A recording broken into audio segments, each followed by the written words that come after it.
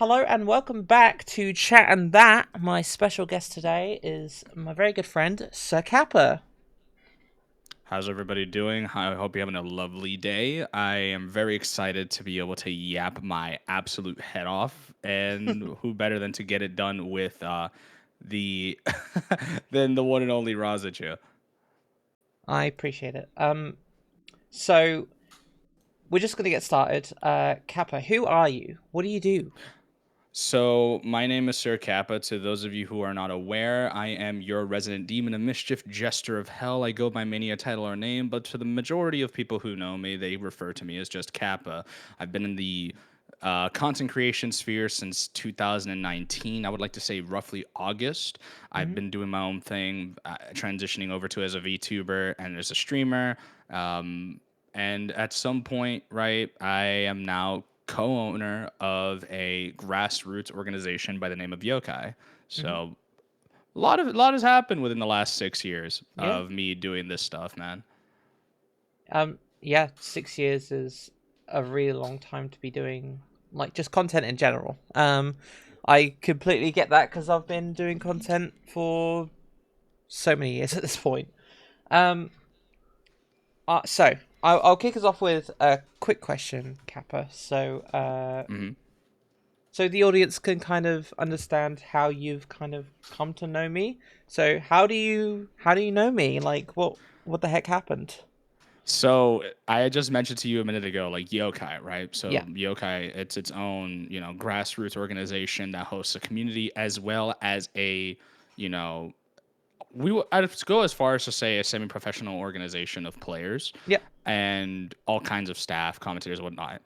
One day we were all in a VC, one of the more private VCs in the server, and then we ended up being in one of the public VCs after a while.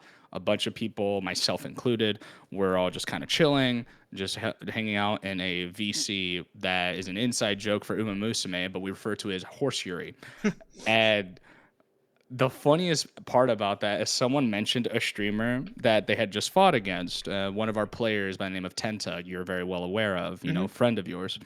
And somebody brought it up, and we're like, who's this streamer you're talking about, bro? Like, I keep hearing about it. Like, I'm curious. It's like, oh, it's a May player. Their name is like Rozzachu or something like that. And I looked it up. We got the link and we just kind of sat there. And usually I don't really pay too much mind about a lot of creators, especially like VTubers myself, purely Mm. because like for a very long time I wasn't exactly the biggest fan of VTubers, but I also had that perception due to the corporate side of things, like the Yeah. Hololives, the Niji Sanjis and whatnot. Who's that But other one that like recently had a bunch of controversy? I don't quite know. But I think it was. I think I know what you're talking about, but I don't quite know the name. Oh, was it But Vo Shoujo or something? V Shoujo, yeah, That's V it. Yeah. Shoujo. That's the one. So a lot of my perception of VTubers kind of came from that because that was like the most pushed content for a Yeah. while. But I ended up becoming a VTuber as a parody, but then I ended up like really liking it, really liking the identity, and I made friends along the way, and I started like having an appreciation for indie VTubers. Mm. But I don't really interact with too many of them because I'm a very isolated individual.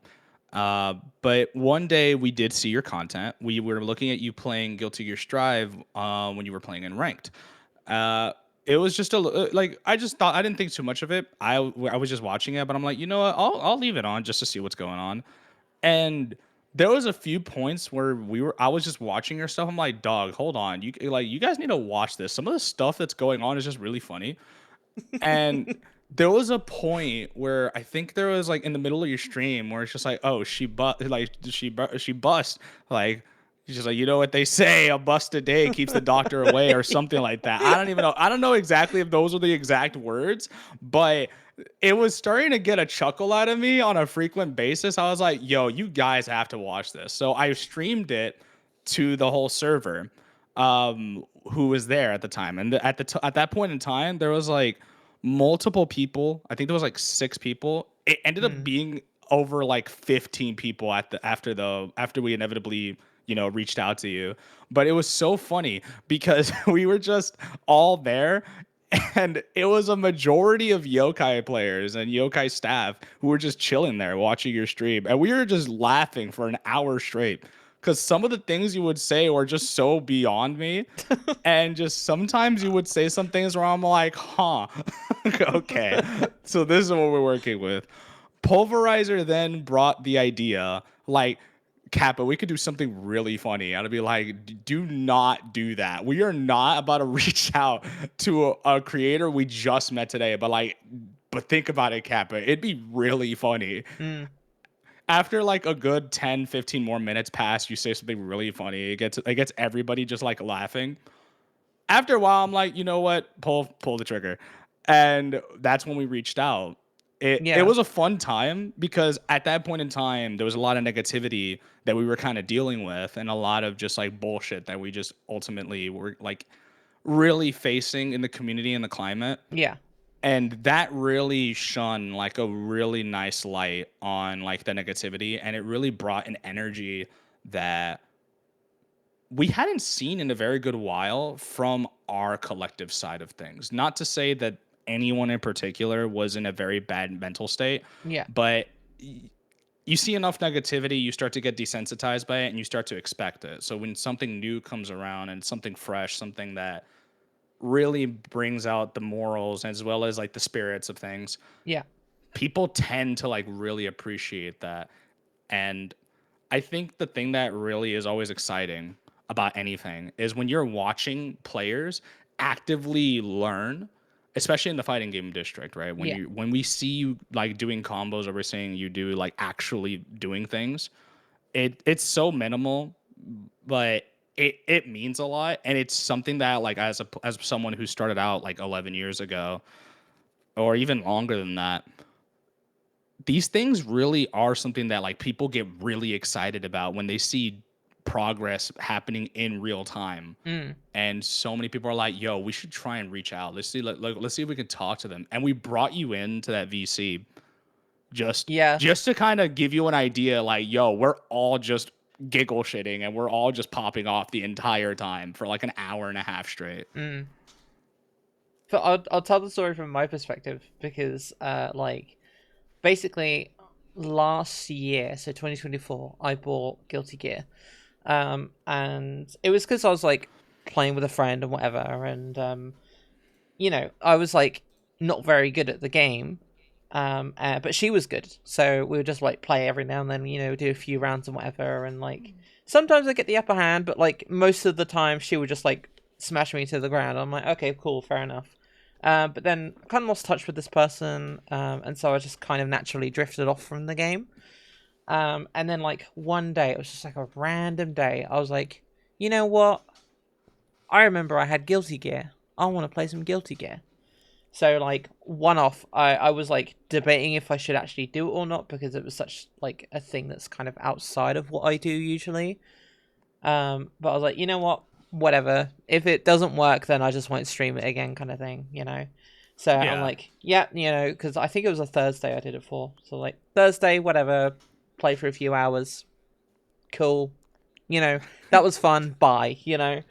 Um, and then like I think it was about halfway through the stream where people started coming in chat, and it was like, oh, it wasn't even halfway through the stream. It was like 30 minutes in, people were like coming in chat, and I was like seeing like 3 or 4 like first time chatters. I was like, hey, how you doing? Are you new? And I'm like, oh yeah, I'm new. And everyone was giving me tips and stuff, and I was like, dude, this is cool. Like everyone's just giving me tips, like awesome.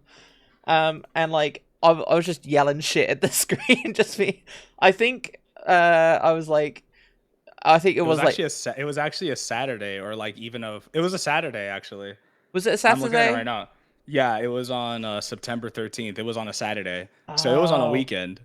oh, okay, yeah. So yeah, so I'm just like yelling at the screen and whatever, just being like, yeah, yeah, like saying all my regular stuff, and you know, I think I was said like, you have to bust first because you have to like establish dominance, and like, you know, like I was just Yeah, yeah, speaking yeah. out my ass basically. The bust mommy, if you will. Yeah, and then I got like 2 or 3 raids from like people who are on the FGC and like various different Yeah. parts of it.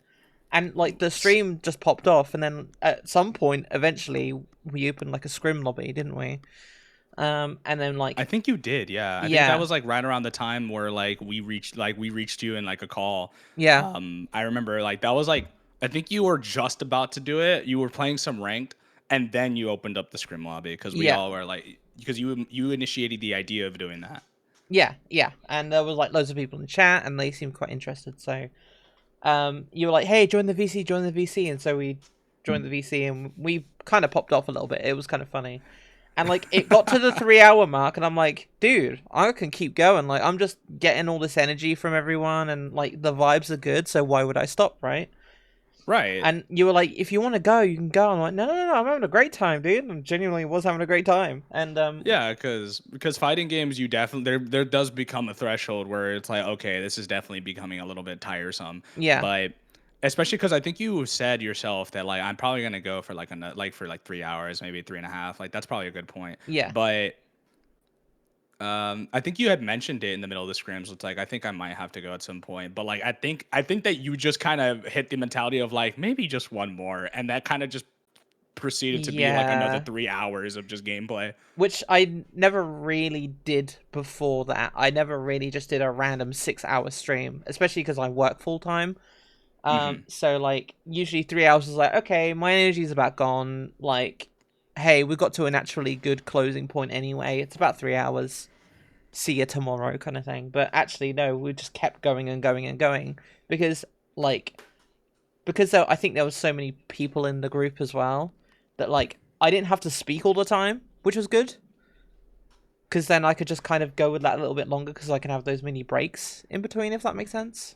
You had a lot of people to bounce off of, so like you actually could Exactly. just like you could like feed off the energy, which like a good chunk of us were a little worried that we were like blowing up your stream because we're like, wait, hold on, Rozzachu is about to be like in the background, probably like uncomfortable by the energy, but like that's why I think at some point some people try to mediate so that way at least Yeah. you had an opportunity. But like you were just in the groove, you were just laughing in the background, and that was like my big concern, like, oh, okay, we're being a little too rowdy. But I look at your stream and you're just laughing the whole time. Yeah, no, it was a good stream, and like I think next day I even was like, I'm not playing the other game that I scheduled. I'm playing more Guilty Gear, and like it got to that point. So like since I've been in and out, but you've been like playing the game a lot longer than I have, especially like Yeah. you and Paul and part of YoKai as well. Do you want to like kind of expand on kind of what you do in YoKai? Yeah, no problem. I can even go over like the bits and pieces of like what led to that, but I think for the specifics of this question, I could definitely look over like what I do currently as of Yeah, late. yeah, yeah. So being a co-owner of Yokai, like one of the big things that for me is like there's a handful of things that I always operate under. Like obviously, I'm one of I'm like the big wig alongside like two other people. Mhm, Myself being like the second co-owner and Pulverizer being the third co-owner and the most recent co-owner inductee. mhm. The founder, Cinder Sparks, he was the one that started this whole thing last year back in May. So like early May. I Yeah. think like maybe like the fourth or something. First week of May, basically. Let's just say. When I was given co-ownership, right? Like I to this day even I look after not only our bracket management, like making sure that we're staffed for the day. I work on production, so basically things like making sure the streams are running, scoreboard handling, like commentary, tournament organization, like making sure that people are getting checked into their matches, handling the brackets when it comes to like scoreboards or any issues that may occur, and then just making sure that just everything kind of runs smoothly on a bracket side of things. But beyond just the tournaments, right? I also, manage the team. So I manage Mhm. about over 60 people, and yourself included. I manage a majority of everything, if not everything. Yeah. So I handle staff, I handle the staff sheets, I update everything when it comes to that side of things. I look over the players and make sure that players are being developed and, taking care of, and like going out and just like managing people because I'm very hands on with everything. But that's to the extent of what yokai is, Mm-hmm. but I do way more beyond just like yokai, like yokai related team business. I even manage, like I go beyond it, I go above and beyond. Like I run the socials Mm-hmm. for like the Twitter, um, and by extension, I give assistance with the Blue Sky. But I run the Twitch creators channel so Yep. that way everybody can kind of get a chance. And the cool thing too is that beyond just like all the presentation that you've seen, like some of the trailers, some of the visual trailers that I made, Mm-hmm. and the editing work that I've done, I also I even make things harder for myself by even being a community manager. So I run the community alongside everything else. So I do so many different things, and I do so not because I'm being compensated by any capacity. Like all of this is being done from myself Yeah. because I want to do it, and because like that it just feels like that's the kind of thing that I realistically need to be able to do. Mm-hmm. I look after the community. I make sure to moderate where is needed. I handle any issues regarding what happens in the community, make sure that everything is curated. I filter out certain things, and believe me, there have been times where I've had to actually, lay down the hammer a few times. Yes. Some more severe than others, but that's the kind of stuff that I do on a consistent basis. Hell, Mm. I even go out and reach out to other communities, help with their commentary or their TO duties or their streaming. It depends on how things go. Yeah. So I'm always doing something, right? There's never a point where I'm not doing anything, to the point where I often don't even compete as much as I used to because I'm actively like engaging with the medium that I'm working with. Yeah. Exactly. Yeah. Um, just from like my perspective, not uh, when I learned about the FGC before, like before I met YoKai, before I met you, before I met the guys, um, Mhm. I had a very negative image of what the FGC was, purely because you see these compilations on YouTube that pop up, and obviously they go viral because people Are the pop offs, overreact and they the crazy stuff? Yeah, that stuff. yeah, they kind of pop off and they kind of, try and get in a fist fight and stuff, and it's like, whoa, what the heck? But like, just Right. from my experience, like everyone I've basically talked to while streaming or in yokai or anything like that, everyone's been so positive. So I think it might be like, just for me, like it might be a like game by game basis where like some more other games might be a bit more toxic and some other games might not be, but like For sure. I mean, it tends to be a certain level of tribalism in regards to any genre. I think any community like kind of experiences that, and I think that depending on what you look, I'm not gonna vilify or even like create a sense of perception of like what you saw, no, of because course. you know what you saw, and I can only guess. But I will say there are some of these compilations, right? To kind of like clarify, some of these compilations aren't exactly like full on like fist fights. I think there are moments where like some of the community can be just very hostile.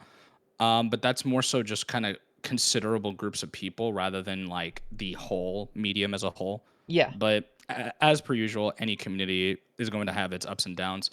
But a lot of these compilations aren't necessarily meant as a means to like shit on the community. It's of more course so to not. highlight a lot. It's more so to highlight the kind of raw intensity that this community kind of has Yeah, when it comes to like the spirit of competition, personal beefs, or anything like that. yeah, And oftentimes these would remain within the confines of competition. Some of these are very, very like legendary. I think one of the most legendary beefs in all of fighting games, right, was like I think there was a point where K Brad, like a very well known Street Fighter player, had a beef with another Street Fighter player for a very good while, and like he got up and he won the set. He got up, stood right in front of his chair, and just popped off right in his face. really.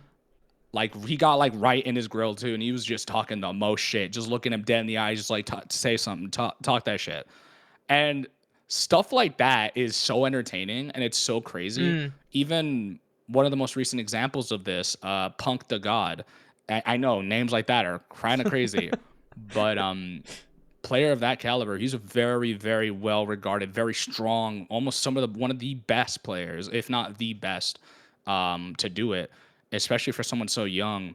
some of his greatest pop-offs have been actively shitting on people to the point where he once had a beef with a Dragon Ball Fighters player named Acoustics, Okay. and he was just saying the level, like, you had 3 years of this game and your ass. I've only been playing 2 weeks. Doesn't that mean I might get better than you? You had 3 years of time. I'm beating you after 3 years. I only have 2 weeks in this game. That Yeah. means the level you're at, you'll never get better. You're trash. You're ass. Stuff like this can be entertaining, but then there comes the point where people take the competitive spirit or the climate of competition, Mm. and it becomes personal Yeah. to the point where, that's some of the negativity you may be looking at and attributing to. And that's true. I don't think anyone can deny that. And even in the online sphere, right? That, especially on Twitter, Mm. this is especially potent. Like, it's Yes. pungent as hell to see. And it's stuff like that where we have these arguments of like, is this really the FGC or is this a group of people just saying shit?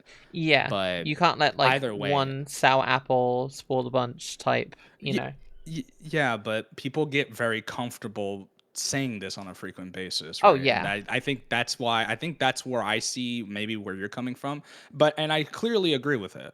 I think so much of the negativity can be attributed because of the fact that social media has become so ingrained in what we do. Mhm. And this isn't me being like a big wig and saying, oh, social media is bad. No, it just means that the normality that people take on social media allows people to say this shit with very little to no consequence, Yeah. which is where you kind of get to see this content more frequently. Yeah. Um I will say though, I do really like watching esports.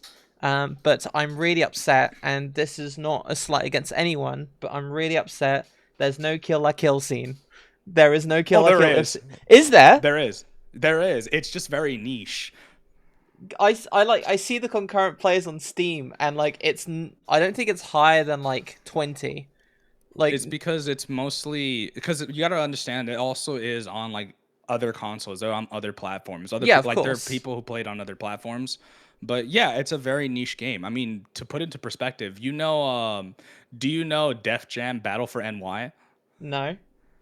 It's a fighting game. It's essentially the equivalent of playing WWE, like one of the old school games, like SmackDown versus Raw. Yeah. Um, it's a brawler game. There is an actual scene for Battle for NY, and basically hip hop's, like, at the time, like some of the biggest hip hop groups or people, hip hop like legends. There's people in the scene. Then there's also like other characters like Danny Trejo or anything like that. Like, there's Mhm. all kinds of big names in there. Um, it's really funny. It's an old school 2000s arena brawler. And the funny thing is that game had a scene. That game had like what, 40 something competitors in it, like maybe Really 100. These niche games, they have a market. Like, even interesting. games as old as like in the 1980s, 1990s, if there's a group of players that play it, they will make a scene for it. Yeah. So I should let you know. I love Kill la Kill. It's like my favorite thing like ever. Like I love everything about it. I know pretty much the whole thing inside out. And I know all like the lore and the subtext and stuff. I platinumed the game twice because my friend gave it to me on PS4, so I platinumed it that on there. And then like it was on PC for like $5 or something, so I picked it up and I'm like, I'm gonna do it again, aren't I? I ended up doing it again in a weekend because I was like, fuck this stupid game. I want to play it more. Fuck my stupid Chungus life. Exactly, yeah. But yeah, okay, I'll have to look into that then, because I know it is on other platforms. It's just like when I saw it on like Steam DB, like Steam Database or whatever, it never really has that many people on it, and the last update was years ago. Um, so I'd have to look into that. But I really like watching esports. Like I'm a huge fan of the Dota International. Like I've been watching that for years, and every year it comes around, I'm like, yeah, I get to watch my little Dota, yay! Is there anything like that, like for you, besides like FGC stuff? I don't really watch esports like that because, like, I truly, like, I tend to believe that, like, there isn't really another esports division in the gaming sphere that's like more inherently like passionate about what the fucking scene is about Yeah, more than the FGC, because apparently like from what I've gathered and from what I know, I could be wrong on this. Anybody can correct me if they wish, but like esports actually started with the FGC. that makes And sense. Yeah, because it's inherently competitive. yeah, because before Evo was a thing, it used to call Battle at the Bay, I think, Hmm. back in the earliest sections of the FGC, and people really competed. People traveled for like no money, Yeah, and but people really love this, and it's like the grassroots days of these scenes back when like in the U.S. right, it was the East versus the West.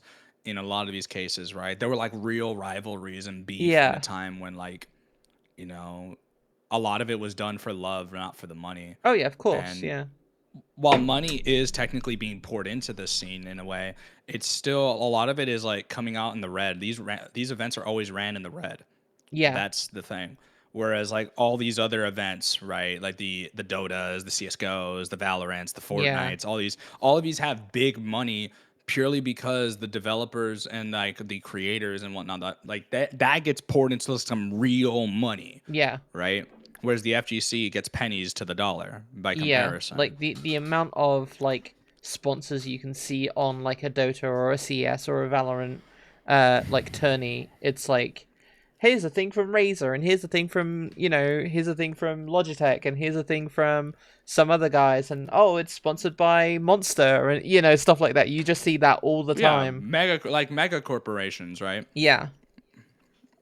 No, don't get it twisted, right? There's things in this community that you can like really work with, but the thing about fighting games as a whole is like there's an inherent love for it and an inherent like real authenticity and rawness to the community that you don't really get to find in other communities like the FPS genre or like the TCG genre or anything like that, Yeah. right? It's a bit more like as you said, it's a bit more personal because like when you watch Dota or you watch CS, you watch Valorant, the teams are obviously together. Like the team members are together, but then like the teams are separated. Like they don't really have much interaction besides maybe a pre-interview before the match, and then like, oh, how do you think you're gonna do? And it's like, oh, we think we're gonna do well, but these guys are cool as well. Like, Hmm. and then after the match, they might have a handshake, and that's about it, right? You don't really see much of that interaction, but like fighting games where you just like sitting next to each other and you just like pressing buttons trying to get one up on each other. It seems a bit more like personal and a bit more like It has a more intimate atmosphere, and the cool thing about it, right? And this isn't even as a disparaging way to talk about it, but I think that fighting games as a whole unite people in a way where it's like you really do not it's the one genre where I feel like no matter what your race, your ethnicity, no matter your gender orientation, no matter your age, your physical ability, whether you are abled or unfortunately disabled or any capacity, this is the one genre where you can actively do anything you yeah. set your mind to. Mm, And it's not because these games are the most accessible. It's because it's the most open-minded of the bunch. Because there are people who will go out of their way for the love of the game to do what they did. And one such example of this, right? And this is like a very inspirational story that has a bittersweet ending to it. hmm. The legend of Broly Legs was a disabled player who unfortunately just was really critically was in a Really? critical situation, right? And he had to play Street Fighter with his mouth, right? Really? Because he didn't really have a very strong body. He really couldn't really play in a conventional means. But the thing about Broly Legs that's so inspirational, right? It's like he was someone who was like, he was I think he suffered from multiple problems and disabilities to the point where he needed accessibility devices and whatnot. but he always wore a smile on his face. He was always such a positive influence in the community, such a positive presence, even with all the shit that he was getting from a notorious rep in the community that nobody really likes. His name was Low Tier God. Oh, I know Um, of Low Tier God. Yeah. yeah, very notorious, very infamous, not a very good person. Mm-hmm. And he literally laid it in on Broly Legs. But Broly Legs, despite all of that, all the bullshit he dealt with, he still held a smile on his face, and he actively competed as well as played Street Fighter V, and by extension any other game he really set his mind to. Mm. And surprisingly enough, he was actually pretty decent at the game. He was really solid. Yeah. Like his story is one of inspiration, is very inspirational. It's one of triumph and being able to overcome the odds to the point where he actually went to Evo in 2023. I got to, talk to a friend of mine who also is disabled, who was like mildly interested in the FGC, Yeah. and they met Broly Legs, and they kind of looked at each other, and there was a there was a sense of, humility and respect that was there. And to see a person like that be able to do what he does and yet still hold a smile on his face despite all that he faces, right? Yeah. It really gave it gave that friend of mine, a sense of, belonging, that you don't need to be good at something. You don't even have to be able. You can be anything you want as long as you have the love for the community and you have real, genuine, appreciation for the medium. You can engage in it however you please. And I think that you can't really say the same for a lot of other genres of gaming. Mm. You probably could, but I and that's probably coming from bias because again, 11 years in this community, you Yeah. tend to like share a specific feeling for something, but stuff like that really does matter. Yeah. And the fact that you can come from any background, even internationally or physically or even emotionally, you could be from any background. It's the one genre where you as a person are not judged, or you shouldn't have to be worried about being judged no matter what your identity is. Yeah. And that's the cool thing, is like I have not witnessed or experienced a genre or a medium of any kind where you are not held back by your physical or personal identity. Yeah. And I think that's something special that you can't find anywhere else. Mm. That's an awesome story. Like, I Yeah. genuinely didn't know about that. I knew about Low Tier God because I unfortunately follow somebody who is an like ex FGC, like, and he's now like a lol cow, and like I can't look away. So I know of LTG and like some of the early stuff of the FGC, but like it's no more than like a surface level type thing. So that story about him actually overcoming those odds and being like, no, actually, no, I can do this, and was Yeah. pretty good at it. That's awesome. Yeah, it's awesome, and trust me, the community, he was beloved. And I say was because unfortunately the ending to his story doesn't actually have a happy one, Mm. because he unfortunately passed away last year. Ah, damn. And that it really did hurt a lot of the community. But on his birthday, I like post mortem, right? His mother tweeted out to the community and said, like, to those who have, shown so much support and love for my son, if like you are more than capable, if you wish to, you're not obligated, but I would appreciate it greatly if on his birthday, you know like people played the song with Arms Wide Open by Creed, because Yeah. that was his favorite song. And the community basically was up and was in unison. Everybody showed love to his mom and to the passing of the late and beloved Broly Legs. Yeah. And but what dampened the loss, though, what made his loss not feel as hurtful, was the fact that even after all that he faced and all the good shit that happened, even though like the pain of his loss wasn't exactly the easiest for anyone, including his own mother. I think that what lessened the pain or dulled the pain a bit is that his final tweet before he ended up, kicking the bucket, was he made a tweet shitting on low tier god and saying this guy's a bum. Like he was talking, he like his final words, like from what we knew, were just shit, were chosen to shit on low tier god. And that's something that a lot of people were just like, even in his final moments, he died as he lived, the realest son of a bitch to ever walk the grace of the earth. That's so fucking cool. That's Yeah, awesome.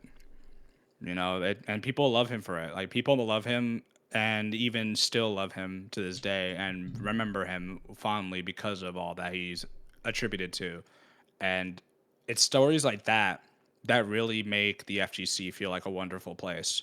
That even with all the ups and downs we face, like his story really does add history and pedigree to what this community does on an emotional and personal note. Mm, No titles could ever even replicate the kind of success that kind of story can really claim to in this scene.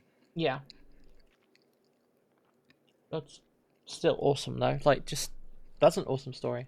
Thank you for sharing it. No problem. Um, I wanted to slightly pivot, but if you always want to come back to any subject, just obviously just say. But like you mentioned doing content and stuff like that.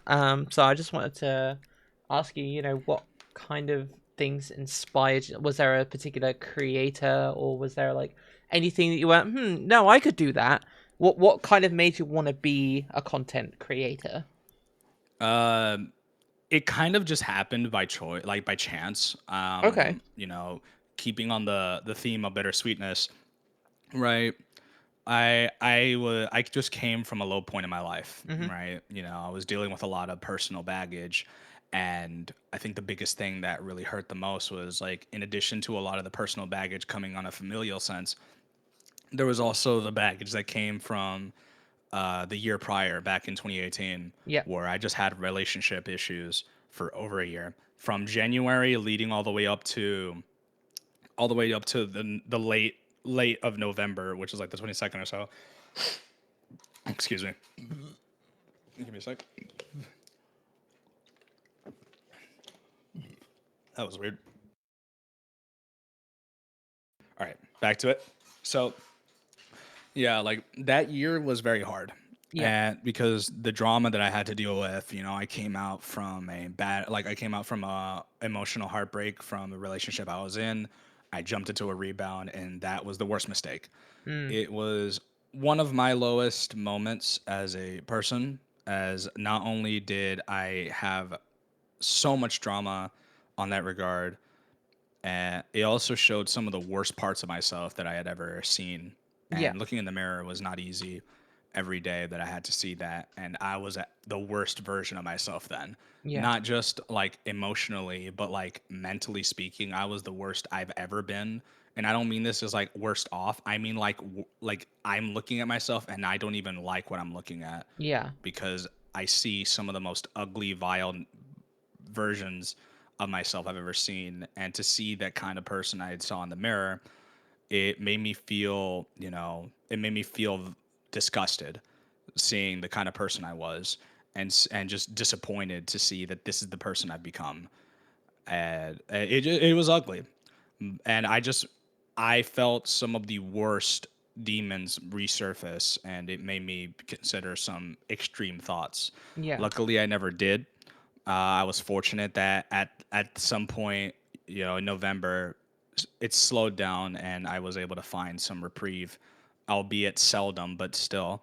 Mm-hmm. And 2019, I went into that year saying, no matter what negative thing happens, at the very least, I prepare for the worst. It should it happened, it is what it is, and it helped me survive that year Yeah. because I had just come off of a very horrible year. And at some point, I was like, you know, I want to do something different. I don't like what I'm doing, and I just hate it. I was at work one day, and my workplace was running podcast training, Mm-hmm. or was about to start in like April. And I would normally not think about stuff like that because I wasn't really interested in content creation. But but I was watching podcasts at the time. I used to watch, you know, before, like this is before I grew out of it. Mm-hmm. But I used to watch people like Jackmate or True Jordy, or you know, whatever I was interested, like maybe like you know, there's like these documentary style videos. Oh yeah. Yeah, like just the ones where you sit down, you eat some food while it's playing in the background, like those kinds of videos, Yeah. like those kinds of stuff. And at some point, I was like, you know what, I'm gonna give it a try. So I took initiative and I ran that 90% of the episodes and was even lead in 90% of it. And at some point, I was like, you know what, I'll give this a try. Let's see how it goes. Yeah.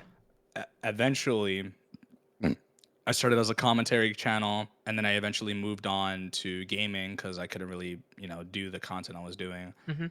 And one thing led to another. I sailed the seven seas for for editing software, Of course. and I just kind of worked with that. And for 3 years to that point, I was just really working.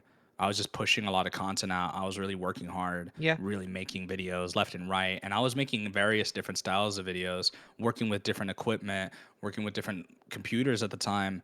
And it ended up me finding and meeting so many different people as a result. And I actually became friends with people from international waters as well. Yeah. You know, stuff like that. I worked hard and I ended up leaning into streaming. I was worried and I was scared, but a creator by the name of Rex Strider, Mhm. uh, he is a Raptor VTuber slash PNG tuber who does a lot of indie games.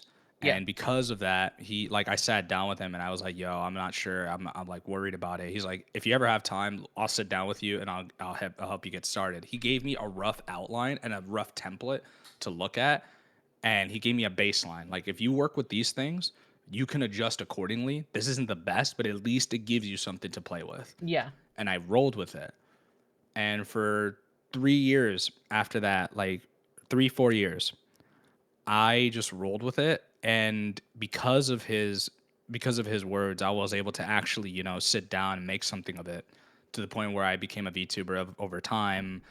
And I just really went in on the fighting game content as well as like any variety content that I would end up doing. Mhm.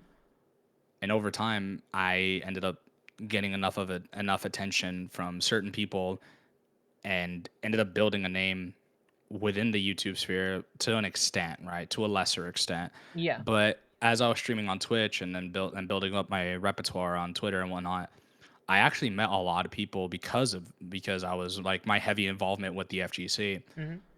And then it ended up culminating to me joining YoKai. But prior to that, I was with the Rosario Syndicate before it had disbanded. And I left before the disbandment as well because I was like, I want to do something different. I feel like I need to do something in order to grow and change. Yeah. So I joined YoKai last year, back in, I believe, November or even December of last year. Okay. And since then, I've been doing this. It's what led us to here, essentially. Yes. It's awesome. So like, I mean that's awesome. Yeah. No, I really appreciate that. Thank you for sharing that story. Um. Yeah, it's interesting to see where like people come from in terms of like content because like exactly the same as you know like um I've met people overseas and they've become really good friends and there's like to a point now where I would consider these people even though we were strangers on the internet a few years ago, like I don't see my life not having them as friends anymore. And it's like that's such a cool thing that you get to kind of do as a creator, right? You just kind of get to meet loads of cool people and then like you pick a couple and you're like, I vibe with you and I vibe with you, and you just kind of become good fast friends. I've got a couple that I've met as well. um I'm gonna give you a bit of a swing ball, Hmm. but you can take it as you want. um if say someone was wanting to join the FGC or wanted to get into content creation, um, what would be your advice? Do it.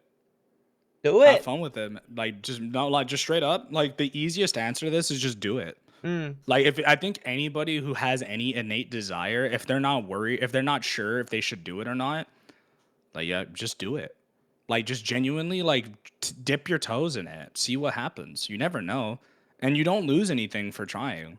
Cuz yeah. realistically, you're going with no expectations. You're not going with any preconceived idea of what could or couldn't be. Mm, It's better to at least try it and know you don't like something than to never try something and never know if you would have liked it. The could have, would have, should have is the big issue that some people have when it yeah. comes to like the FGC or even content creation or anything of real substance.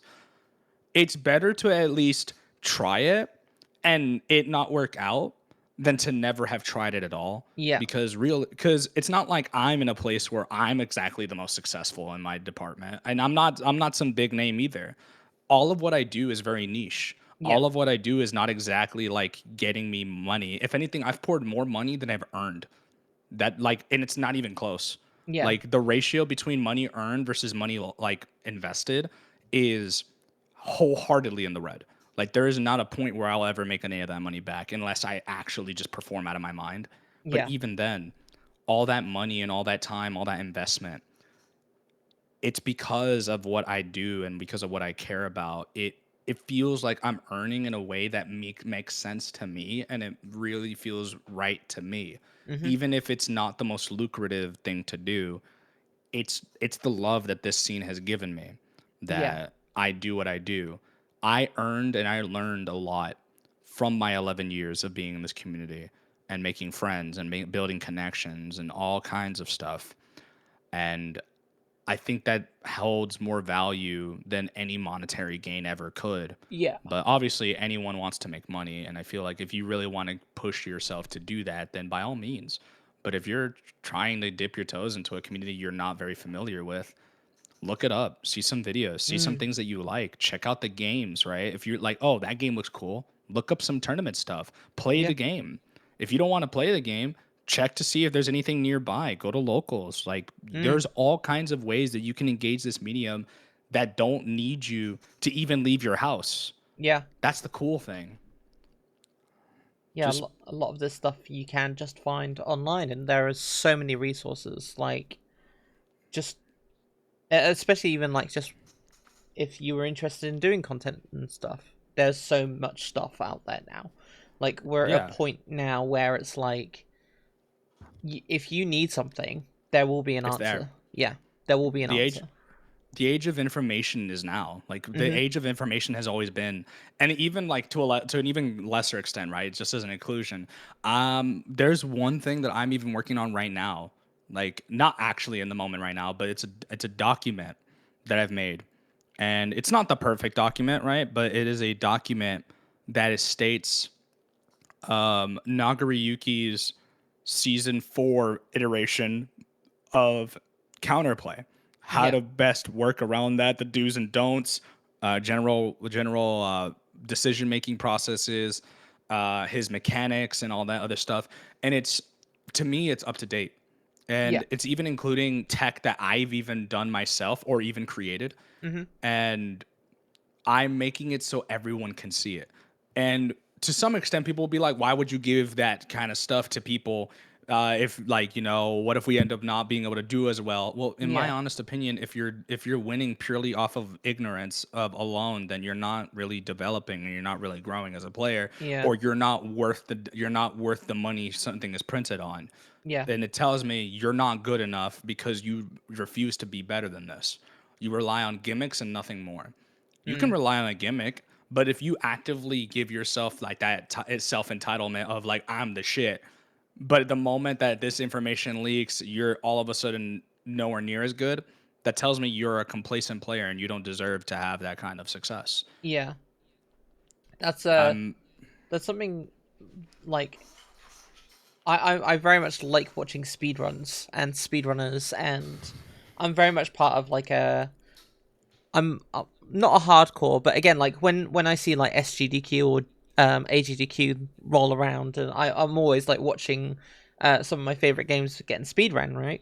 And I also watch speedrun uh content creators, and like the one thing that they say all the time is you shouldn't really hold back strats, because there are people and there are bad actors out there who will just be like, they'll hoard all of these new strats that no one knows about, and then suddenly they'll break every single record in every single category because they know a skip and they know something that will save them a minute, and they know something that's like, that's really frowned upon, because it's like, Yeah. you're not in the community spirit. Like, speedrunning is, yeah, sure, be the best, but it's also like, it's a community of people. You're all trying to do the same thing. If you're withholding information from people, you're being a bit disingenuous, and you're, not doing it in the spirit of the community, because that's what it is, essentially. Yeah, and it's no different in the FGC. It's genuinely no different. If anything, this is even more so applicable.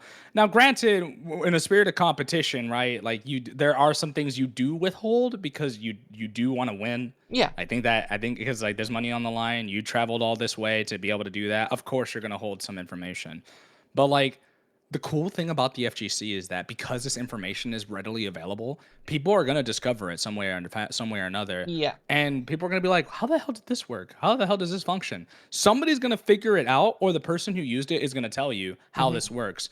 And then people are then going to be able to discern it, break it down, decipher everything, and then be able to realize there's more that you can do with this. Yeah. And that's the cool thing. It's that development cycle of being able to give something to the community, being able to like develop other strategies. Hell, it's why I pushed my character the way I have, because I think there's more that you can do with the character. Like for Nagaryuki specifically, there's way more, but people don't do it because people think that this is the only way that it can be played. But that's just my opinion. But Yeah. in general, there's a lot of cool things that like only get found out because people share it. Sure, Mm-hmm. that may solve questions faster, or maybe that kind of removes some of the discovery period.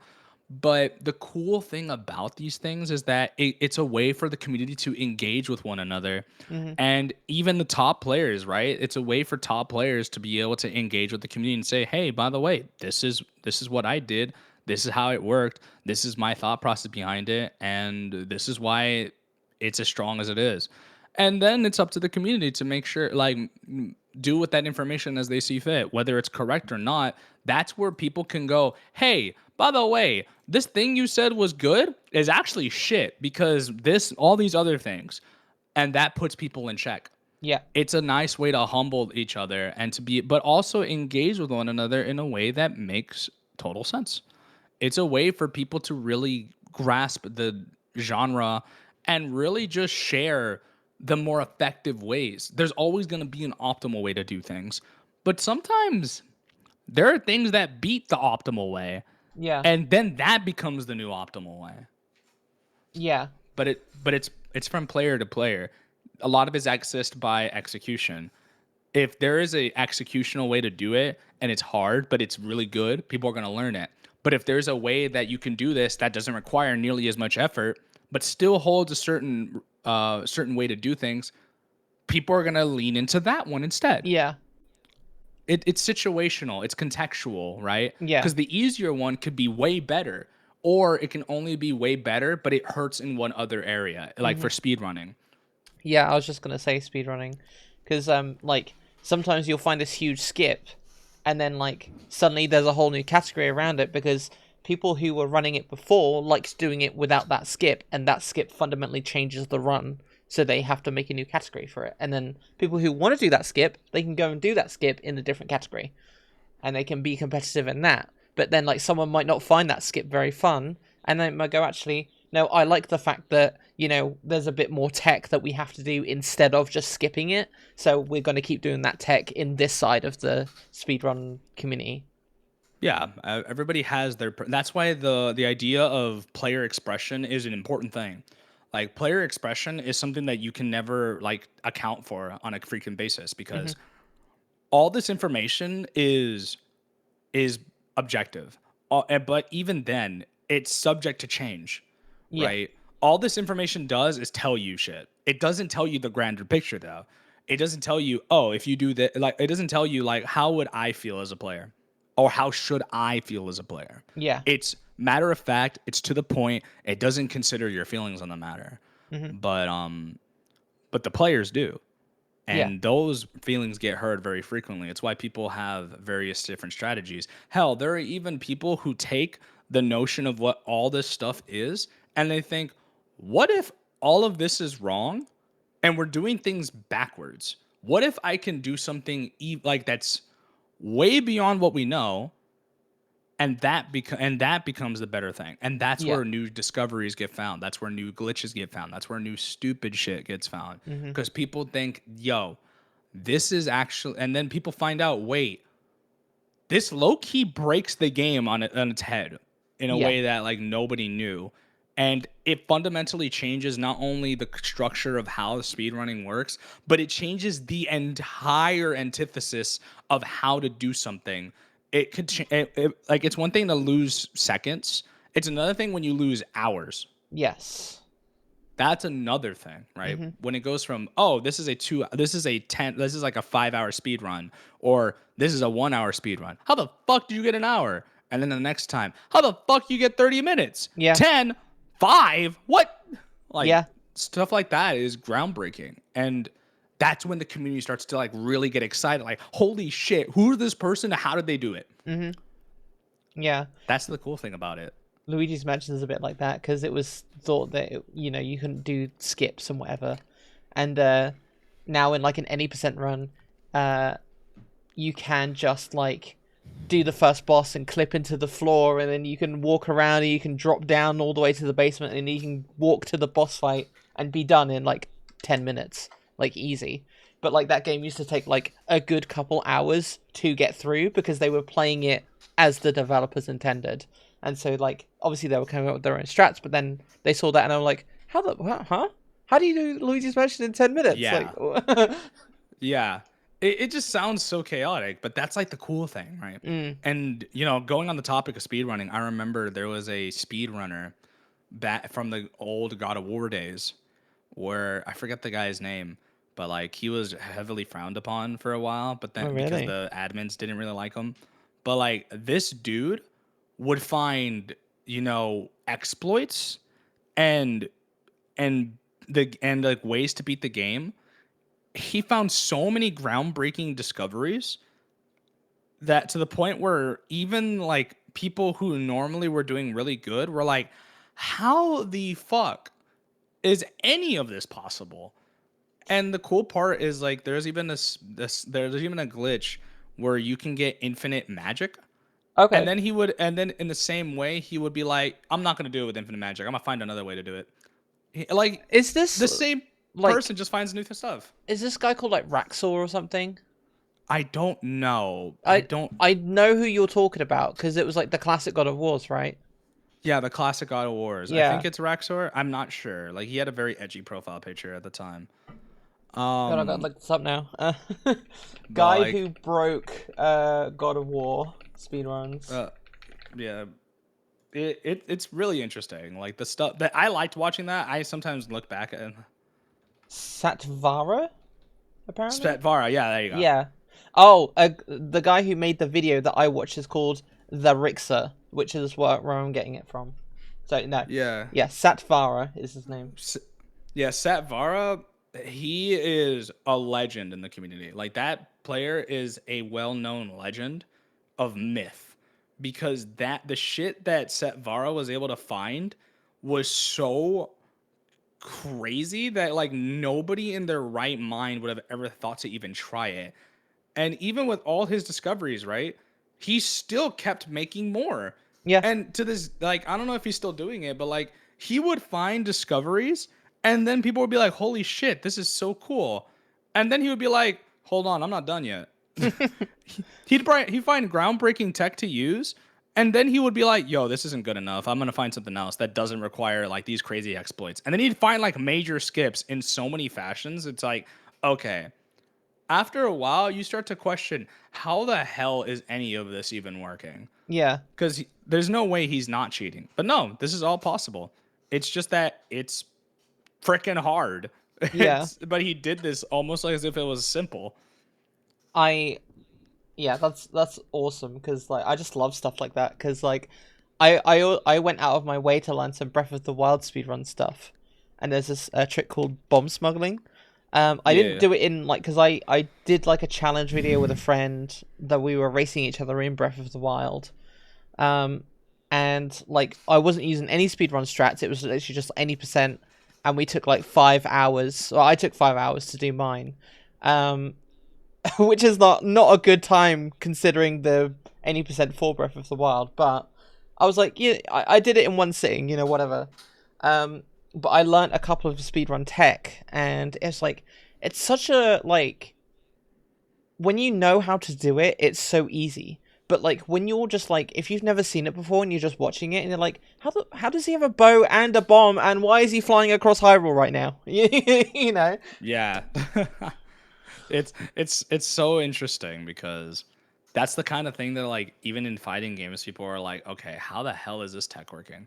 There are things that developers design that players end up finding, hey, this low key might be broken. And like developers are like, this was not intended at all. Yeah. But then sometimes there'll be times where like, the devs will remove it because that's not an intended feature. But then there's like things that like actively like are like break the boundaries of what the game normally is capable of. And then the developers, cash in on that idea and make that a feature, make that an actual mechanic. Yeah. Tekken is a very well-known example of this. Like, with the idea of like wave dashing, like they did that stuff. Like that stuff is actually really important. Mm-hmm. But that also Korean backdashing, where the idea is it's like the idea of wave dashing, but um, what it does is that when you're Korean backdashing, you're essentially moving because Tekken works with an X and Y, X, Y, and Z axis, Yeah. or technically speaking. So it works with an X and Y axis, so you can do up and down. Mm-hmm. But like you can also like go around something. So you could do back, back, down, neutral, down, back, down, or back, down, back, neutral, back, and then you can probably go left or right by going around. Mm-hmm. And the cool thing is like you can use this to kind of move around the place and look like it looks like you're fucking spazzing out on the controller, but really it's tech, it's real thing. Yeah. And there are mind games around it where the movement actually allows you to sidestep or even use it as a way to mix the opponent up because you're inputting certain moves or inputs that maybe a move might come out from this motion because Tekken has a crouching, a standing, and then a while rising attack. So like when you're crouching and then you're right because when you're crouching and then standing, you're rising up. Oh, okay. So there are moves that while you're going from crouch to standing, you press a button that's called while rising. And that really is an important thing to note because when you're wave dashing, you're rising as you're, crouching forward. Mm-hmm. It's where you get, and that's how like you get extra movement and it's less recovery. You recover faster from things like this. Stuff like that broke the boundaries of what Tekken is, but it has since stayed as a Tekken staple. It Yeah. is executionally difficult, and it became the antithesis of what Tekken is, which is the movement options. Mm-hmm. The execution is already really high, but it became part of that system. Street Fighter is another example. Street combos weren't normal. Combos weren't a common thing. No. Street Fighter, but then players found out you can combo things, and that became a staple for almost any fighting game, really. Mm. Like combos were a glitch, and then it eventually became a feature. Like that's the Okay. cool thing. When developers cash in on these ideas, you make crazy bank, and you also like open the doors to Pandora. You open the box for Pandora's gates. So most matches were just like you would just poke each other. You would essentially be hitting each other, yeah, but like you wouldn't because properties were different. Like let's say like a Hadoken, right? Like a Mm-hmm. fireball that Ryu does. That would effectively, not chain into anything. So when you do a Hadoken, it would send you flying and that's it. Yeah. But like people found you could do like short hit combos that did damage. So you could do like a jumping heavy kick, medium heavy, like crouching medium kick into Hadoken and that comboed. Mm-hmm. Like these like combos weren't a native feature, but Capcom and multiple other fighting game developers saw the value of it, and they decided to make that an ingrained feature into everything that they did. Interesting. Hmm. I mean, That's like the cool thing about fighting games. I guess it makes sense because, like, yeah, fighting games, like, very early on were very much like just poke and prod at each other until one of you dies. But then actually, no, that actually does make sense. That, combos have become such a thing, and, like, you can't get out of a fighting game that doesn't have a combo system now. Yeah, I mean, obviously there are games where like combos aren't necessarily the main point of Hmm. gameplay looping, but like combos do exist. One such game that's like really neutral heavy and like focuses on like smart play and just being able to land specific attacks um, is it really feels like a duel. It's Samurai Showdown Yeah. or Sam Show. That game is very well noted for like minimal hits or like kind of engaging in like a duel Hmm. where you're affected. Like there is nothing fancy about it to an extent. It's just there's no really fancy combos. It's just small form combos that do like damage here and there or big damage depending on how it looks. And the cool part about it is like depending on the kind of attack or the punish that you can dish out as high as like 70% life off of one single hit. Damn. That's how really potent and pungent the damage is because you're effectively playing a life or death battle. Yeah. Yeah. Like No, that's the cool thing. that's awesome. Um, Hmm. even like I'm not very good at fighting games, but like I'm getting better at Guilty Gear. But like I still don't know so much about like I still don't know so much about like so many of like the other games, including Guilty Gear as well. Hmm. And it has been interesting, like when I first played it, like ever, compared to like now. I do see that I'm better at the game because I obviously have a better understanding. I've had coaching from you and Polv. I've actually practiced in ranked. I think I got up to, was it silver? I got up to, which is not like amazing, but like for me, I was like, I don't see myself getting out of, was it iron, like the very lowest of ranks.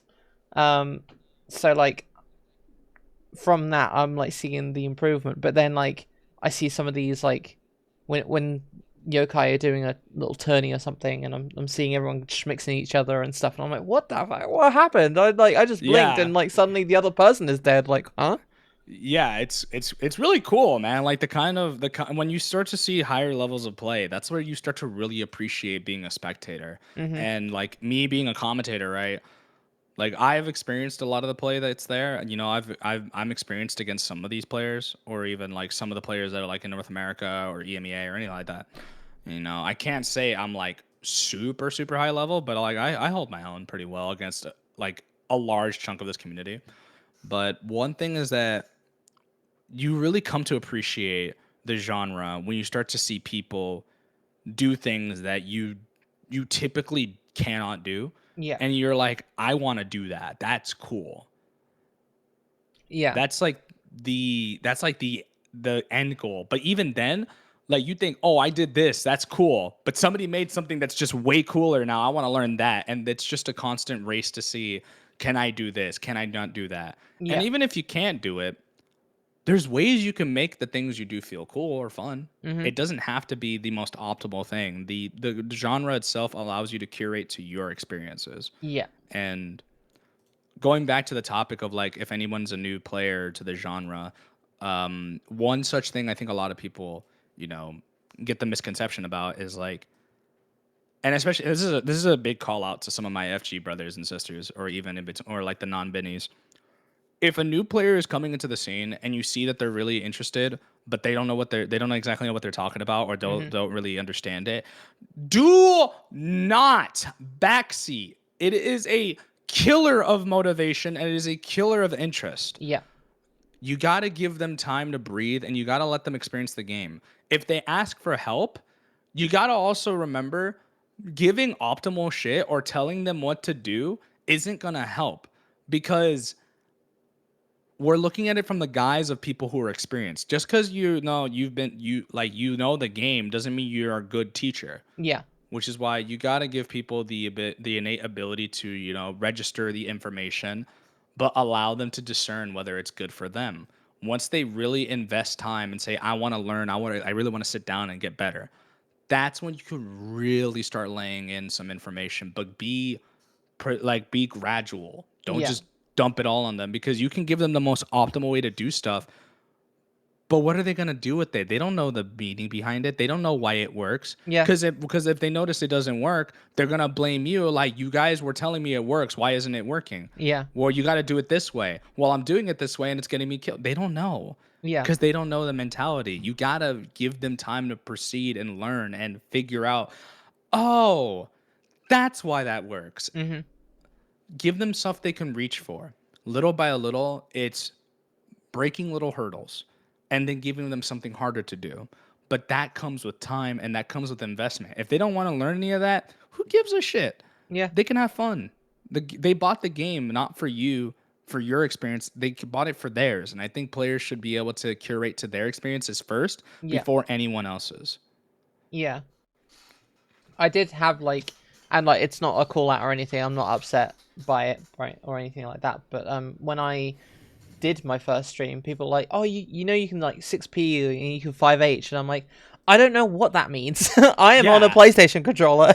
I know circle, square, triangle, and X. You know, like you can tell me that, and I know that now because I know what 6p. You know, I know all this stuff, but I've specifically been trained on that. I've been told what that means. But like when like the couple of people were like, do 5h and then do this, and I'm like, I don't know what that means. You know? Nobody, because people tend to look at it from the scope of what they know, not what people know. Yeah. And I think that's why, like, the big thing I wanted to focus on first was helping you understand what buttons mean what. Mm-hmm. And that's what you got to do. You got to treat people like they're children, like when Yeah. they're learning something new. Not because they're stupid, not to be disparaging, but because would, like, realistically, if this wouldn't help a child, would this be helpful to you? Yeah. Like, you got to treat people like they're children sometimes when you're teaching them something new. If they don't know anything about something, where it's like, okay, so this button right here, that is your heavy. And just like the name, the heavy button does heavy damage. Mm-hmm. It's really good, but because it's heavy, that means you're going to recover slower. Or maybe this heavy button recovers faster, but it doesn't do as much. It's used for getting able to isolate and identify what these buttons do Mm-hmm. is important. It's even why I had that conversation with you the other day when I talked about Gatlings, where you like, which is the process of like buttons naturally chaining into one another. Yeah. The idea of like, if I do, like, let's say a close slash or like a close proximity standing slash into 6K, which is like forward and K but Mm-hmm. together, that naturally chains for me as a combo or as a string. Mm-hmm. But for some characters, that's not the case. Maybe some characters don't have a 6K. Maybe some characters do have a 6K, but that 6K is designed differently. Yeah. And though it chains, it doesn't naturally chain, nor does it naturally combo, because they're designed differently. That's the kind of stuff you have to prepare people for. Mm-hmm. That's the kind of thing you should be teaching, is little stuff. Because if you don't teach them any of the little things, how the fuck are they supposed to know how to beat like specific other things Yeah. when they don't even know what the game even feels like or even looks like, beyond just, oh, I press a button feel cool, but I'm getting hit a lot. Yeah. Yeah. But like, I think how people did that with me, especially you and Pole, where you weren't like so pressured. You weren't being like you got to do this. You're like, so here's how to do this. Do it in your own time, practice it, and you let me kind of take the reins on that a little bit, which I do appreciate. Because I don't think I would have. I might have picked it up more. Well, if it weren't for you guys recruiting me, I probably would have been like, okay, that was cool. All right, see you later. But because it was such like a good day and it was a good time, and you guys were like, yeah, let's get her in, kind of thing. then I was inherently a little bit more interested in it because I knew what the buttons do, and I understood what the buttons did. But like some people just have a natural knack for that as well. Like some people just be like, "Well, cool, bye. I'm gonna kill everyone." Yeah. Um. Yeah, I think the biggest problem a lot of people have is like they're good at the game, but they don't know how to teach. Hmm. And I'm not gonna pretend like I'm super super good, but like there's a reason why I've performed as well as I have. It's because I have knowledge beyond just the scope of like Guilty Gear. Yeah. It's because I have experience beyond that, and I've had experience like dealing with these things. And not only have I been a player of the game, I've also been a student of the game as well as a teacher of the game. Hmm. I mean, with YoKai, I'm even focusing on developing players and training players, and even going beyond just like, hey, this is what I'm looking at, this is what it looks like.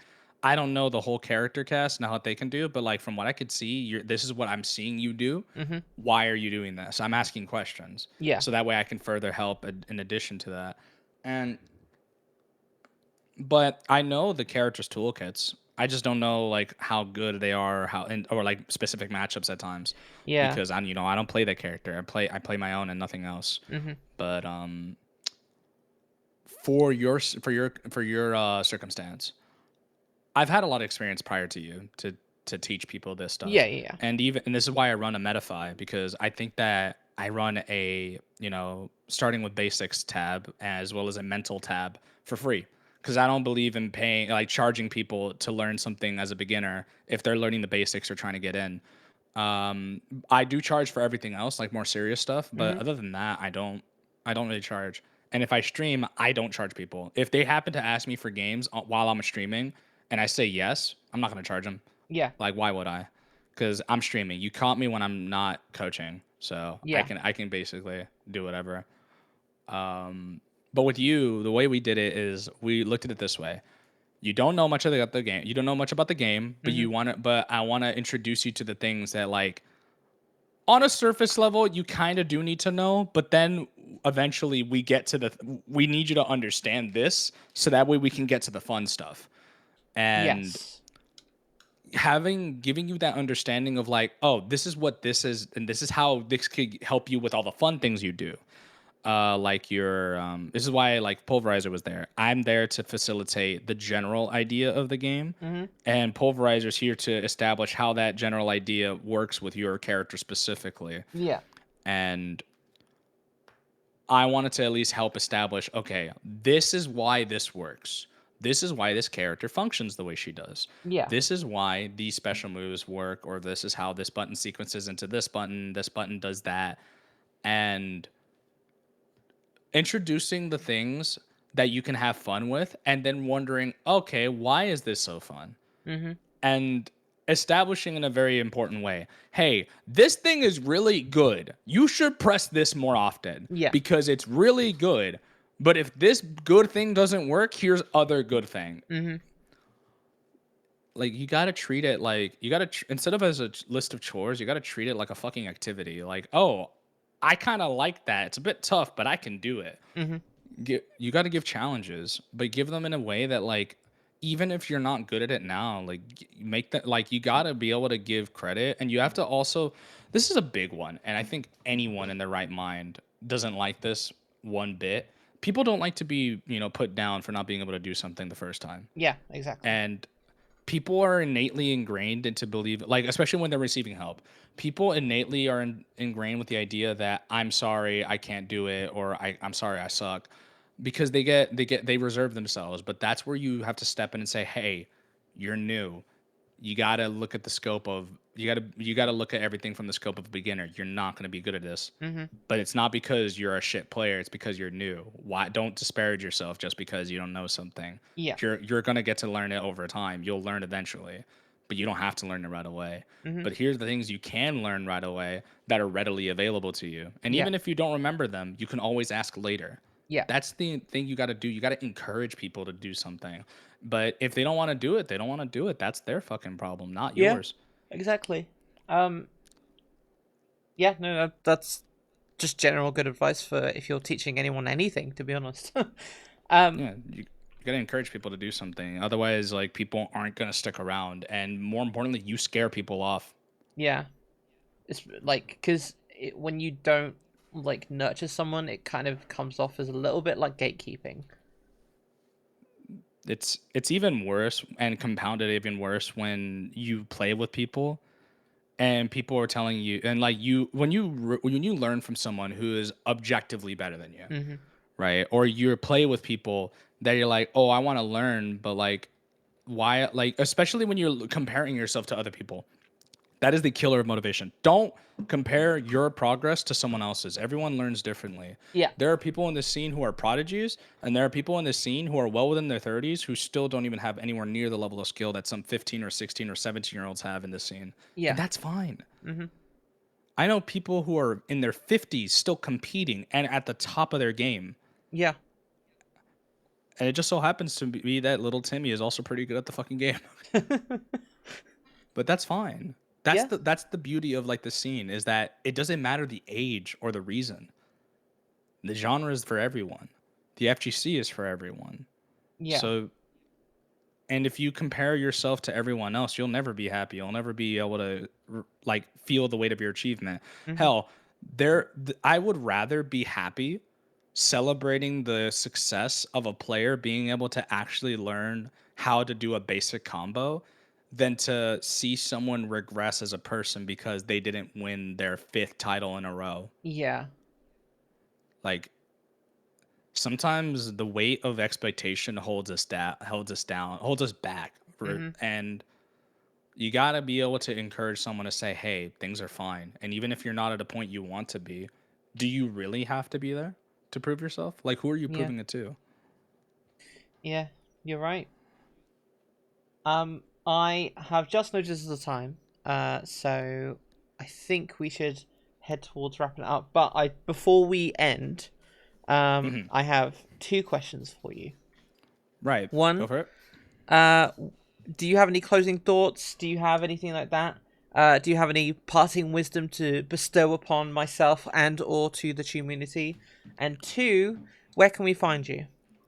So I can answer that second one right away. If you wish to, you can find me on a link tree that I have. I will link it to you right It'll now. be in Give the me just description.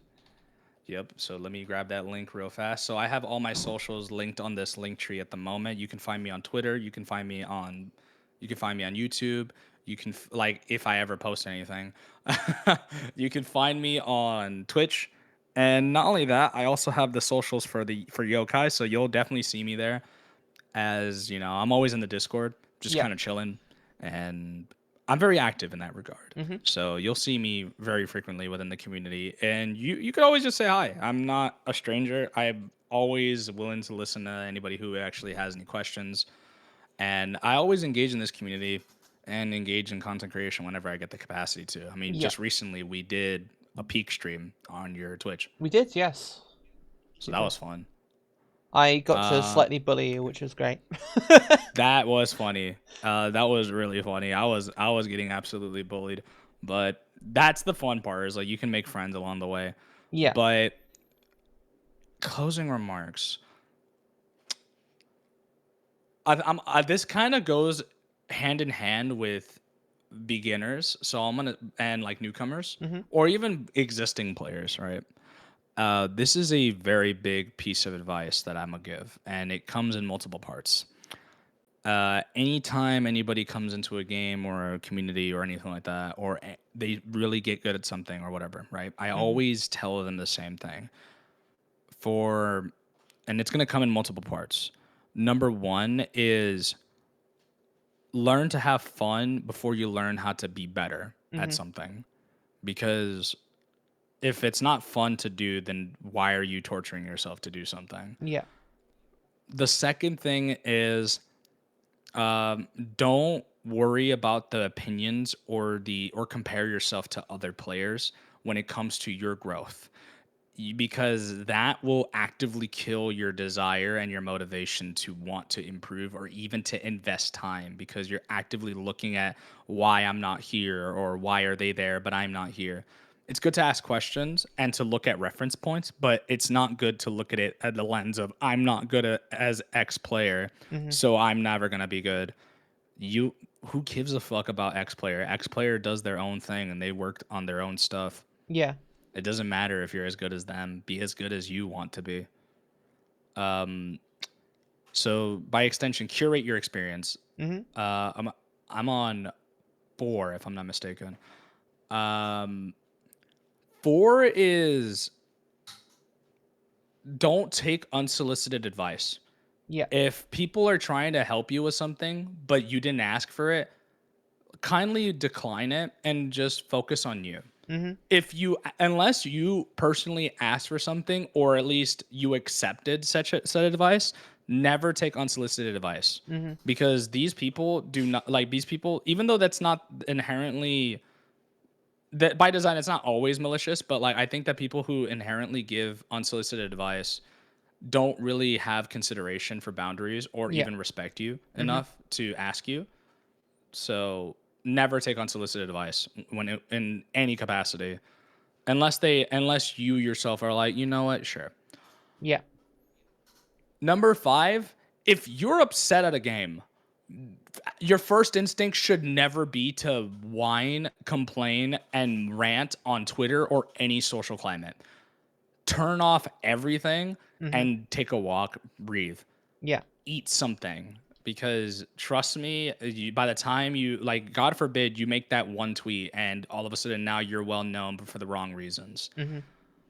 And I think the biggest one is like and this is one of the more important ones, is like, don't just, this is like two things. It's a two-parter. Don't just play fighting games Mm-hmm. because you're gonna burn yourself out. Play other shit to, like, palette your experience. Yeah. But in regards to don't just play fighting games, I mean this seriously. There is a whole lot of the community you can engage with. Mm-hmm. Experience what it has to offer, Yeah. talk to people, engage with videos, look at the content. There's creators who don't even play fighting games, but they love the genre, Yeah. or people who aren't even natively like longtime FGC members, like Lily Pichu, Mm-hmm. but she loves this scene and she really engages with it extremely heavily. Yeah. Like, engage with the community, have fun with it, meet friends. And if you want to, go to locals, go to regionals, go to Mm. majors, man. Like, have fun, meet friends, find love or some shit. I don't know, whatever That'd be works for nice. you. That would be lovely, bro. Imagine. I know, right? But the reason why I say this, and I say this as a long-term fighting game player, don't just play fighting games. You're gonna tire out. You're gonna lose Mm-hmm. love for it. And trust me, I've had burnt out multiple times. Mm-hmm. But like, the beautiful thing that has always kept me in the scene is the people I've met and the kind of devotion that this community has given me. Like, it has given me so much for 11 years, right? Since I was a kid, Mm-hmm. at some of my lowest points. One thing this community has never done me wrong is it's never closed its doors to me. Yeah. And the people I've met, the friends I made, the kind of people that helped build me up to who I am. It's sometimes the people that you surround yourself with or that surround you can help cultivate you in a Mm-hmm. good way. I mean, I have a friend who's been in the scene since he was a kid, and I met him 10 years ago, 11 years ago. And what ended up happening is, like, we became fast friends because we played Marvel's Capcom 3 together, Mm-hmm. and he would dog walk me any chance he get, and I would be pissed. And his biggest worry was that he would scare me away, which is a commonality for a lot of newcomers. Yeah. But the beautiful thing is that I stuck around because I had an innate fire in my stomach and I wanted to beat him. I had a personal investment Mm-hmm. in wanting to kick his ass. And because of that, he felt kind of relieved that he could kind of just keep doing what he does Yeah. because he knew I would come back. And but this is where, like, things start to take a much better turn, right? Because he would beat my ass, but he always cared because I was a kid. Like, he's 7 years my senior Yeah. because I had dual enrollment for high school and college classes at the same time. He he was never easy on me on that regard, but whenever he noticed that there was a threshold I was passing and I was getting really upset, he would be like, hey, we played a lot of this. You want to play something else? Like, I got all these other games because he had cracked games, he had emulators and whatnot, and we played like some of the most obscene shit ever, like just things like from way back when that aren't accessible in America or anything like that. He would just bring games that we could just kind of turn our brain off to, and we don't have to be at each other's throats about. Yeah. But there was a moment where that dynamic shifted, where I Okay. knew like this is someone that I really trusted and appreciated. You know, there was that time where we were playing Marvel's Capcom 3, and we had a friend group, like about 10 or so people, and we were all trying to beat this guy for a month straight. This dude in the friend group, I don't remember his name, but he played a specific team that had Akuma as the anchor. Mhm. And one of the notorious things about Akuma is when you have, like in Marvel's Capcom 3, there's a mechanic called X Factor. And the more characters you have, the less powerful it is. But the less characters you have, the more powerful it is. Mhm. Like duration, damage, speed, and all the other stuff. Akuma was very well known for being an absolute tyrant of a character the moment he had level 3 X Factor, which is when he's the only character alive. He shits damage and he absolutely just decimates you. Mm. Even though he's not the best character, it's the fact that he was able to just do so much damage and he was just so fast. He became so nonsensically dumb, and that character would beat everyone. Like he always kept that character last, and he always had a lot of meter to play with. Yeah. So it was my turn. After a month, it was my turn, and I was getting my ass whipped.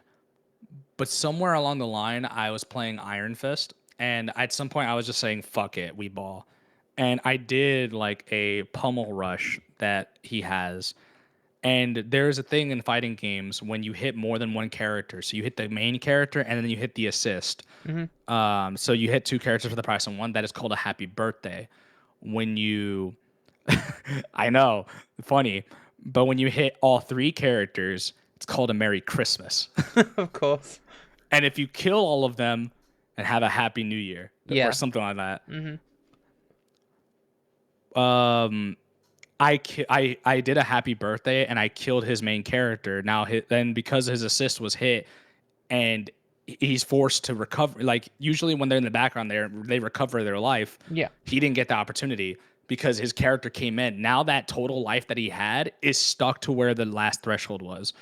I ripped it and I just killed that character too. Like I was about to kill that character, I got caught. I almost died multiple times. I did another happy birthday, but I killed the assist. Now Akuma is the only character left, and he pops X Factor.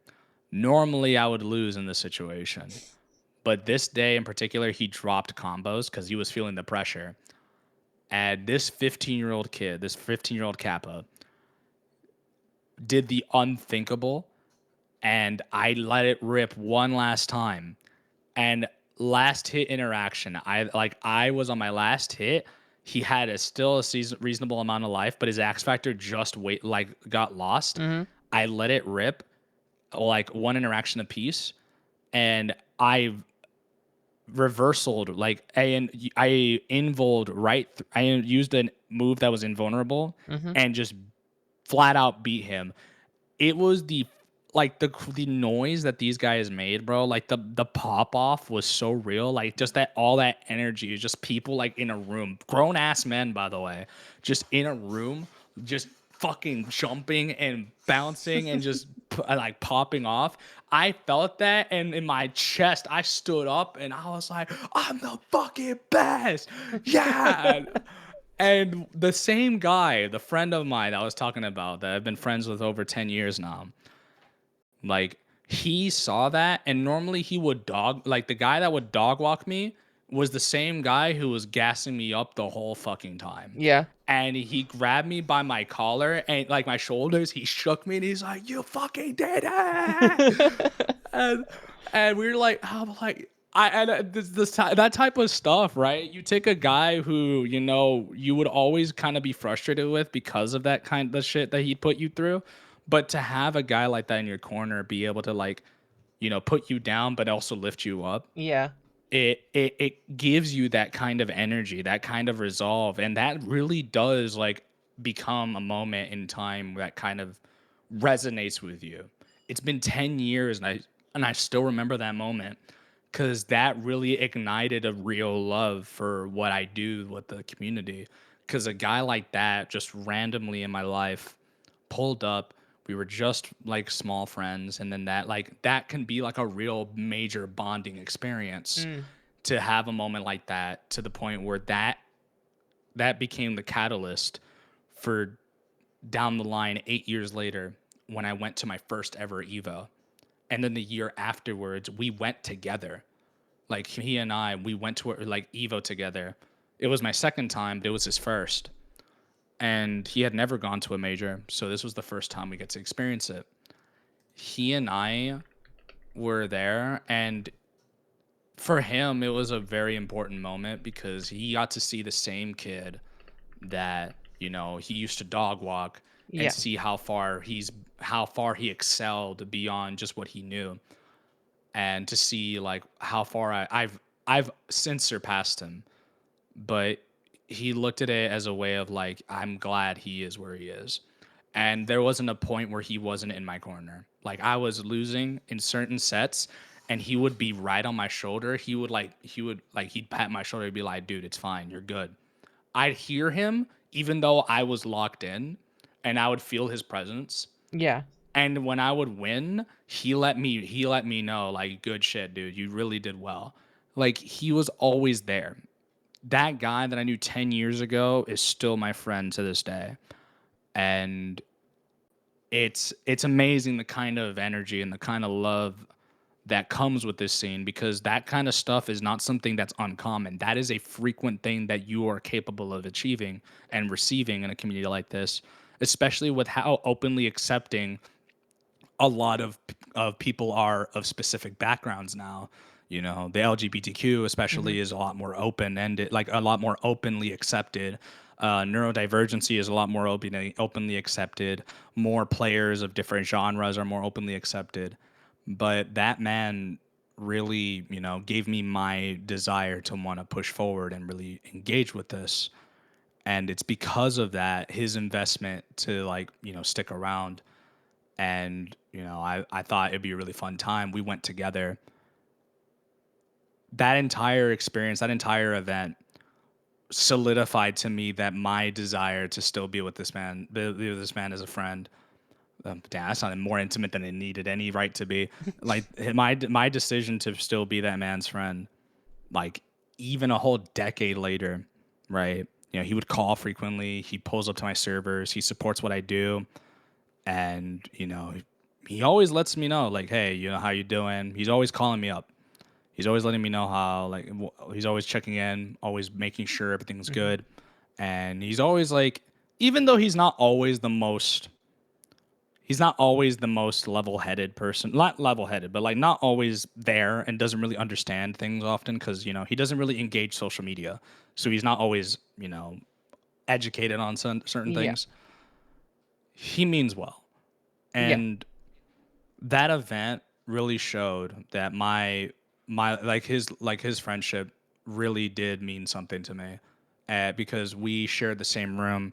Like he was always there. He was always just really engaged with the community, and like if it wasn't for him, I wouldn't be here in this community as heavily as I am, because he really influenced my desire. He showed me the classics and he showed me the modern. He showed me the bridge between the two, and he even told me just flat out, he ingrained the idea of like, hey, it doesn't matter if people don't like it. People got to respect it. Yeah. If people don't like that you play a specific character, fuck them. Who cares? As long as you're not cheating, you can play like an absolute dickhead. Doesn't matter. There's no such thing as morality when it comes to love and war when you're playing in a fighting game. But at the end of the day, when the set is done, don't be a dick. Yeah. Play like a dick, but don't be one. Hmm. Know how to turn it off. And that really helped me like be able to like tell people who always like are very considerate, like, hey, I'm sorry I played cheap, it kind of sucks. I'll be salty, but I'll be like, dude, don't apologize. It's not right, because you're not here to play someone else's game, you're here to play your game. How you bought money, you paid money. Don't worry about how I feel, worry about how you feel. Yeah. But as long as you're respectful, you can play however you wish as long as you're not cheating. But yeah, I really owe that man a lot.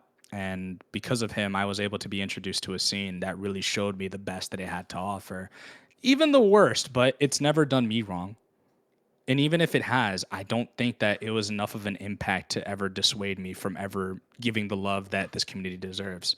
Because all I've ever gotten from this community is the best it has to offer me. And to this day, it still gives me beyond more than I could ever hope to pay back, which is my goal. I want to be able to pay it back by the time I eventually retire, which God forbid, I really don't. But should that moment come, at the very least, I want to leave something for the people that take up the mantle after, I inevitably retire. It's it's a special place. And I think that as generations come through, I want to make sure that people are left with the kind of teachings and lessons that I learned, but they can also flourish on their own. Like that's why yokai is as special as it is for me, because we don't just build players up or staff up. We're also working with a community of people beyond just what's within yokai. It's a community first before it's a team, but the team exists within the community too. So everyone is treated under one banner. And it doesn't even just have to be exclusively to yokai. It's the whole community, which is why we work as hard as we do and why I work as hard as I do. Some people may not agree with it. Some people think that it feels like a job. Yeah. But in my honest opinion, we've only come as far as we did because I work as hard as I do and the other people here work as hard as they do.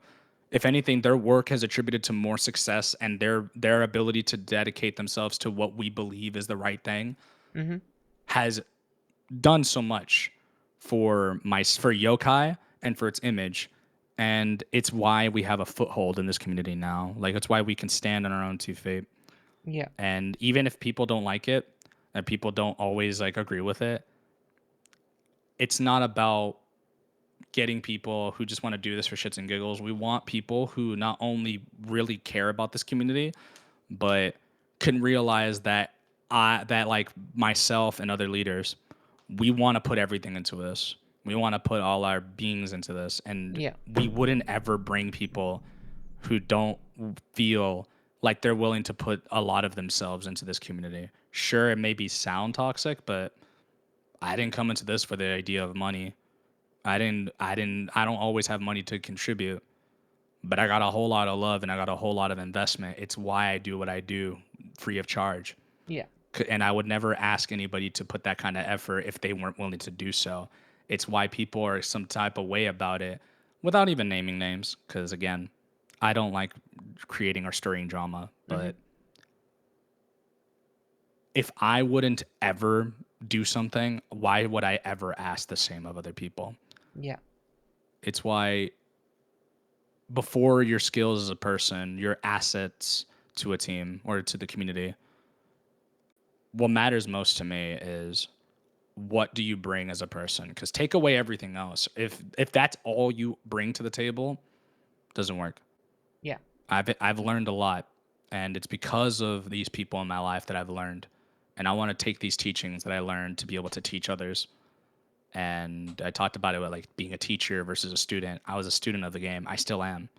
Yeah. But you don't really truly find mastery of something until you start being put in a position where, all right, teach this. Mm-hmm. Now I'm in that position and I'm grateful for it because I've had so many opportunities to work with such strong young talent. And I feel very grateful to see not only the kind of personal investment that I've attributed to, but also the loyalty and investment that the people I've given my time to show and pay it back. Yeah. And to look to me as like, for advice, it's humbling and I appreciate it with every fiber of my being. Awesome. Well, Kappa, I appreciate you for being on Chat and That today. Thank you for joining me. Um, to anyone, please go check out Kappa link in the description. You'll find everything Kappa related down there. If you want to hang out in the Discords, everything will be there. If you did enjoy, do all that stuff with YouTube. what to do. And if you want to watch more or listen to more of some of the chat, and should be a playlist somewhere on your screen at some point, or you'll find it. I trust you. You'll find it eventually. Yeah, you'll You'll find definitely it. find it.